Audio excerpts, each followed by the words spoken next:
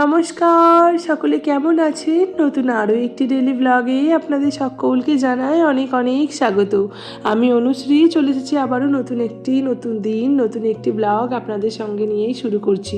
আশা রাখছি আপনাদের ভালো লাগবে। তো চলুন শুরু করি আজকের ভিডিওটা।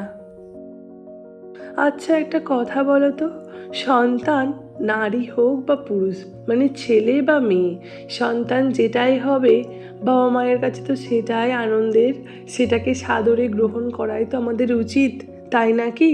কিন্তু এমন অনেক জায়গায় বা এমন অনেক ঘটনা আমার চোখের সামনে, আমার আশেপাশে দেখতে পাই মাঝে মাঝে, যেহেতু তাদের ছেলে হয়নি, মেয়ে হয়েছে, তাই শ্বশুর শাশুড়ি, এমনকি কিছু কিছু ক্ষেত্রে স্বামীও না অনেক সময় অনেক কথা বলে। কিন্তু বৈজ্ঞানিক দিক থেকে দেখতে গেলে এই সমস্তটা কিন্তু নির্ভর করে একটা ছেলেরই ওপর।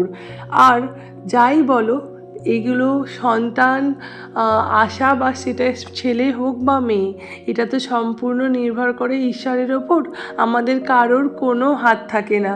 তো সেই জায়গা থেকে ছেলে বা মেয়েকে আলাদাভাবে পৃথক করে দেখার কোনো মানেই হয় না। এখনকার এমন অনেক ফ্যামিলিতে দেখতে পাই যেহেতু তাদের আর একটা করে যা আছে, তো সেই বড় যা বা ছোট যা যাই হোক, তার যদি ছেলে থাকে আর অন্য জায়ের যদি মেয়ে হয়, তাহলে কিন্তু সেই ছোট যা বা বড় যা যারই মেয়ে হবে না, তাকে না সেইভাবে শাশুড়ি শ্বশুর আদর আপ্যায়ন করে না, তাদেরকে সেইভাবে ভালোবাসা স্নেহ দিয়ে কথা বলা একদমই করে না। তাকে তো সব সময় অপমানিত, লাঞ্ছনা গঞ্জনা এগুলোই সহ্য করতে হয়। এটা কেন হবে? সন্তান তো দুটোই তোমার নাতি নাতনি, তাহলে তাদেরকে আলাদা করে দেখার কি মানে? এটাই এখনো পর্যন্ত মাঝে মাঝে বুঝে উঠতে পারি না। যাই হোক, দেখো, কথা বলতে বলতে আমার কাজ অনেক এগিয়ে গিয়েছে। সকালবেলা ঘুম থেকে উঠেছি 6টার সময়। ওঠার পরেই না এত মেঘলা ওয়েদার, শুয়ে শুয়ে আরও 10 মিনিট এদিক ওদিক করে তারপরেই উঠেছি, কারণ আরও দেরি করলে সংসারের কাজগুলো না অনেকটা দেরি হয়ে যাবে করতে। ওদিকে তাড়াতাড়ি করে বাসি কাজকর্ম, ওপরের ঘর বারান্দা ঝাড় দিয়ে নিয়েছি। আমার ঘরটা এখনও বাকি রয়েছে, সিঁড়িটাও বেশ ধুলো পড়েছিল, তাই জন্য সিঁড়িটাকেও ঝাড় দিয়ে নিলাম। তারপরে নিচে এসে ব্রাশ করে নিয়ে কাচাকাচিগুলো করে ওপরে ছাদে এসেছি মেলতে। মেলা হয়ে গেলে না আজকে ভেবেছি শ্যাম্পু করব, কারণ এই মেঘলা ওয়েদার করে না 2-3 দিন ধরেই মাথাটা একটু শ্যাম্পু দেবো বলে হয়ে আর উঠছে না। ভাবছি একটু রোদ বেরোলে করব, কিন্তু রোদ বেরোনোর কোনো নামই নেই। বর্ষাকাল যে, কবে রোদ বেরোবে আর কবে বৃষ্টি হবে কি করে বুঝবো বলো?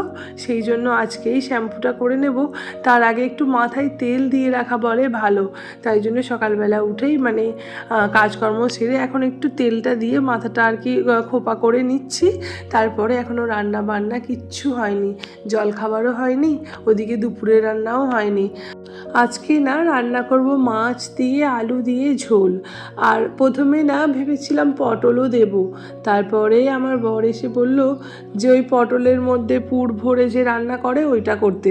এবার আমি তো এত ভালো রান্না করতে পারি না, বা কোনোদিনও এর আগে এইসব রান্না করিও নি। তো সেই জন্য না আমি ভীষণ ভয়ে ভয়ে নিজের মতো যেমন পেরেছি করেছি। খেতে খারাপ হয়নি, তবে এত বিচ্ছিরি দেখতে হয়েছে। আর মানে সেইভাবে বাগ টাগ করে বা সেইভাবে সুন্দর করে রান্নাটা না একদম করতে পারিনি।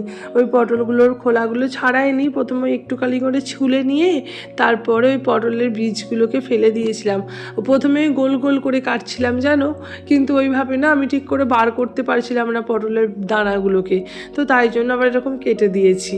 তারপরে এই যে পুরটা ভরে নিয়েছি, ওই পটলের যে দানাগুলো সেইগুলোর সঙ্গে একটু মশলাপাতি যেগুলো নর্মাল দেয়া হয়, পেঁয়াজ রসুন একটু লঙ্কার গুঁড়ো হলুদ গুঁড়ো এই সমস্ত কিছু দিয়েই আর কি পুরটা বানিয়েছিলাম। দেখো ভাজার সময় না কেমন পুড়ে পুড়ে গিয়েছিল, প্রথমবার তো মানে উল্টো দিকে দিয়েছিলাম, সেই জন্য একটা অদ্ভুত হয়েছিল। এবারে না ঠিক করে এই জন্য ওই মানে প্রথমে আগে পটলের পিছন দিকগুলো দিয়েছি, তারপরে পুর ভরা দিকগুলো দিয়েছি। জানি না কেমন হবে, তবে খাবার পর দেখলাম খুব একটা খেতে খারাপ লাগছিল না, ভালোই মোটামুটি লাগছিল। কিন্তু রান্নাটা করতে না একদম ভালো লাগেনি, আমার একদম পছন্দ হয়নি। যাই হোক, তোমরা যদি কেউ এই রান্নাটা করে থাকো না, তবে তোমরা কিভাবে করেছো বা কিভাবে কি করো না আমাকে কমেন্টে একটু জানিও। আর আমি না এই সমস্ত রান্নাগুলো এখনো পর্যন্ত অতটা পারি না বা অতটা পারদর্শী নই। এদিকে মাছের ঝোলটাও হয়ে গিয়েছে। আবার স্নান করার পরে না আমার একটু মনে হলো নেল পালিশ পরবো, কারণ পাগুলোতে তো নেল পালিশ পরাই হয় না, আর আমি খুব একটা নেল পালিশ পরিও না, মানে খুবই কম। তো এই যে আমি বসেছি আর এই যে আমার মিষ্টি এসে গিয়েছে, ও এবার ওই নেল পলিশের কোটোটা নেবে। কিছুতেই আমাকে আর পরতে দিল না। একটা পায়ে পরে বসেছিলাম, মানে একটা পায়ে 4টে আঙুলে পরেছি, একটা আঙুলে এখনও হয়নি। তো তারপরে এই যে ও কিছুতেই আমাকে ছাড়বে না, ওইটাকে নিয়ে ও আমার কাছে থাকবে। ভাবছে মানে ও যদি ওটাকে রেখে খেলতে চলে যায় তাহলে হয়তো আমি আবার পরে নেব। যাই হোক, তারপরে অনেকক্ষণ পর ও আর কি এই যে আমাদের এই পান্ডাটা আছে চেয়ার আর কি মানে হাওয়াই দিয়ে আর কি ফোলানো, তো এটা নিয়ে এখন দেখি খুব খেলা করে। যাই হোক, চলো ভিডিওটা আর বেশি বড় করলাম না, এখানেই শেষ করলাম। তোমরা সকলে খুব ভালো থেকো, সুস্থ রেখো। আমাদের দুপুরে খাবার খেতে বসে পড়েছি, এখন ওই 2:30 মতো বাজছে।